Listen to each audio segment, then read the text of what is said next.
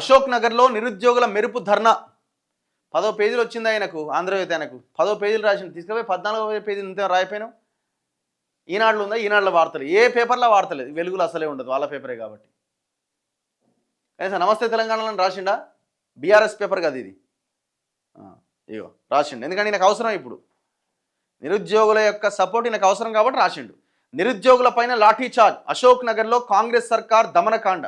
ఎంత ఘోరం అంటే పోయిన గవర్నమెంట్ లాగానే ఉంది ఈ సిచ్యువేషన్ కూడా. ఆయన ఆ హయాంలో ఎట్లాగైతే పోలీసులు బూతులు తిట్టి ఈడ్చుకెళ్ళి దాడి చేశారో ఇప్పుడు నిన్న కూడా అదే జరిగింది. వీడియో ఉండే కదా అది.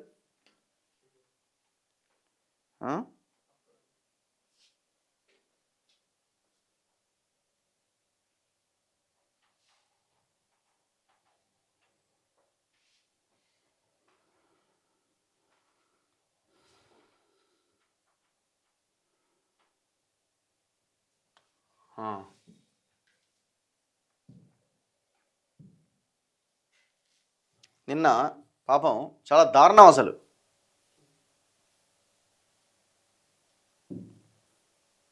మరి వీళ్ళు పోలీసులా లేకపోతే వీళ్ళు చదువుకొని వచ్చారు కదా.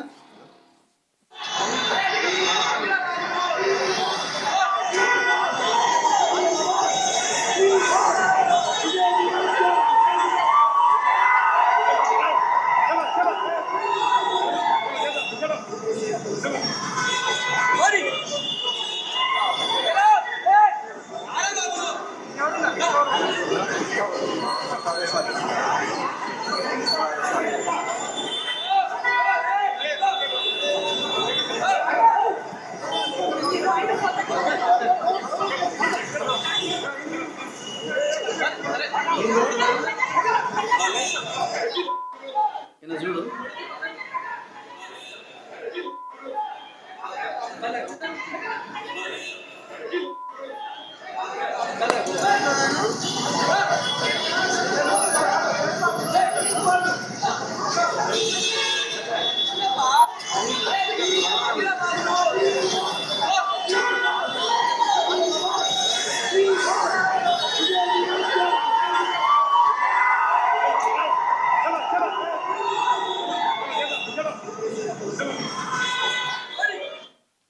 నిన్న జరిగింది ఇది.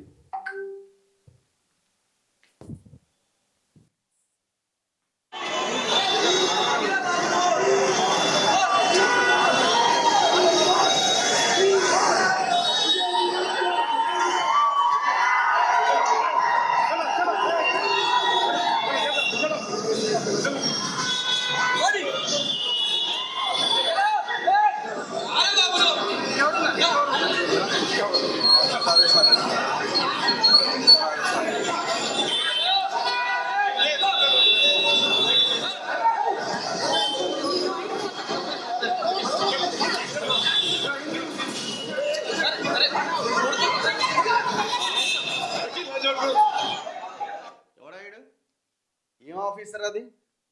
తల్లికే కదా నువ్వు పుట్టింది, తల్లికే పుట్టినావు కదా నువ్వు. ఏమన్నాడు విన్నారా మీరు? ఈయన అన్న మాట విన్నారా?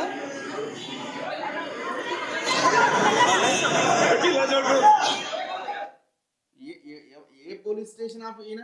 కానిస్టేబులా? నాకు తెలిసి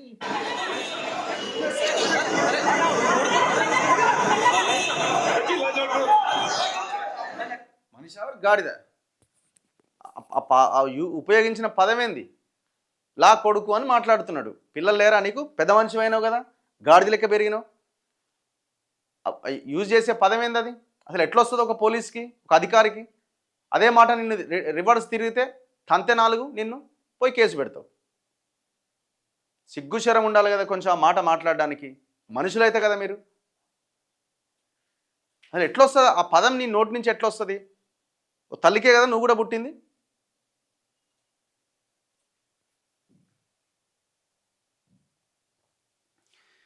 ఇప్పుడు మరి జాబ్ క్యాలెండర్ వేస్తా ప్రతి సంవత్సరం అని చెప్పిన ఆయన ఏమనాలా? నువ్వు ఎందుకు వేయలేదు, హామీ ఎందుకు నిలబెట్టుకోలేదని ప్రొటెస్ట్ చేస్తే బండబూతులు తిట్టుకుంటా కొడుతున్నారు వాళ్ళని.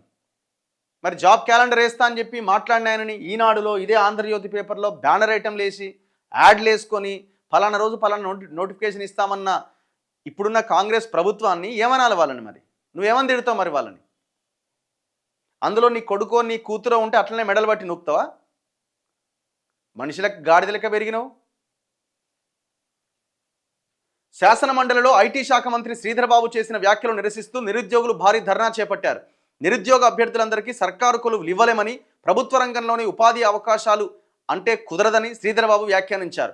మంత్రి వ్యాఖ్యలతో ఆందోళనకు గురైన నిరుద్యోగులు ఉద్యోగ నియామక నోటిఫికేషన్లు విడుదల చేయాలని డిమాండ్ చేస్తూ గురువారం మెరుపు ధర్నా చేపట్టారు. ఈ మేరకు సాయంత్రం 4:40 చిక్కడపల్లి లైబ్రరీ నుంచి అశోక్ చౌరస్తా వరకు ర్యాలీగా తరలివచ్చారు. ప్రభుత్వం తక్షణమే జాబ్ క్యాలెండర్ ప్రకటించి ఖాళీల భర్తీకి నోటిఫికేషన్ విడుదల చేయాలంటూ వారు ధర్నా చేశారు. నిరుద్యోగులను తక్కువ చేసి మాట్లాడిన మంత్రి శ్రీధర్ బాబు, ఎమ్మెల్సీ బల్మూరి వెంకట్ క్షమాపణ చెప్పాలన్నారు. నిరుద్యోగుల నినాదాలతో అశోక్ నగర్ చౌరస్తా దద్దరిల్లింది. ఆందోళనకు దిగిన నిరుద్యోగులను అదుపులోకి తీసుకొని వివిధ పోలీస్ స్టేషన్లకు తరలించారు. మరికొందరిపైన లాఠీచార్జ్ చేసి చెదరగొట్టారు. సాయంత్రం 4:40 నుంచి 5:30 వరకు ఆందోళన కొనసాగింది. అరెస్ట్ చేసిన వారిని వెంటనే విడుదల చేయాలని నిరుద్యోగ జేఏసీ నేతలు డిమాండ్ చేశారు.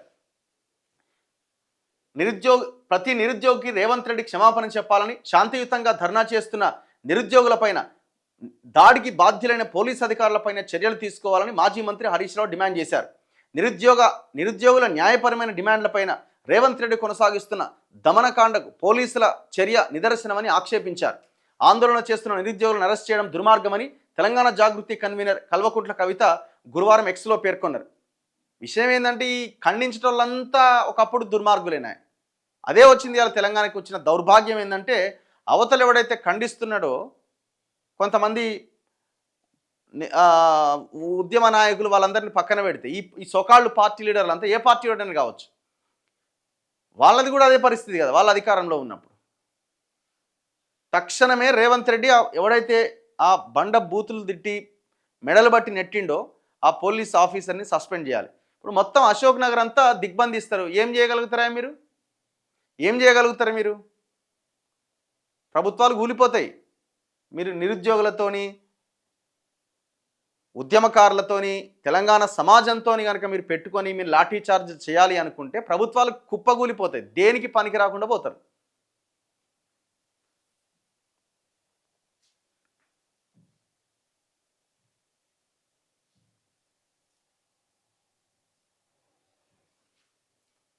ప్రభుత్వాలు కూలిపోతాయి.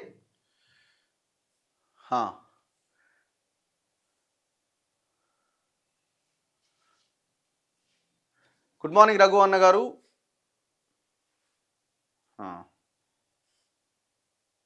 తీర్మార్ మల్లన్న కూడా మాట్లాడాలని అంటున్నారు. మాట్లాడాల్సిన అవసరం ఉన్నది ఖచ్చితంగా.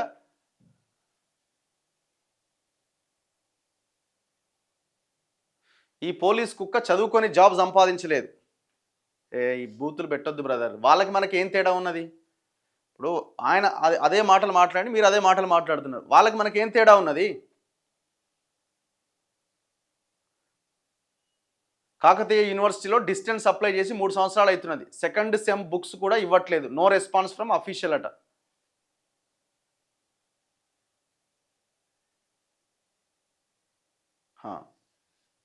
పెన్షనర్స్ ప్రాబ్లమ్స్ ఫోకస్ చేయండి.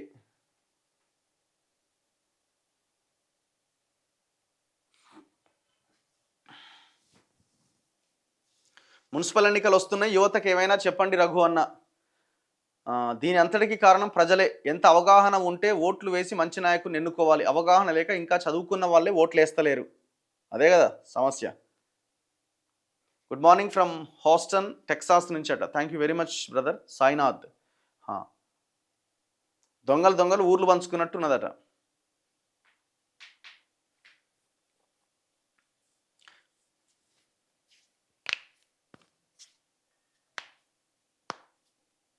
మాకు 1 ఎకరం చెలక ఉంది, ల్యాండ్ ఉంది. పటాన్చెరు మండలం లక్కడారం అనే విలేజ్లో 15 సంవత్సరాల నుంచి తిరుగుతుండట. ఆన్లైన్లో అయితలేదట. పాస్బుక్లు ఇస్తలేరట. ఎంఆర్ఓ ఏమో ఆర్డీఓ అంటాడు, ఆర్డీఓ ఏమో పోతే కలెక్టర్ అంటాడు. ఇదే అవుతుందట.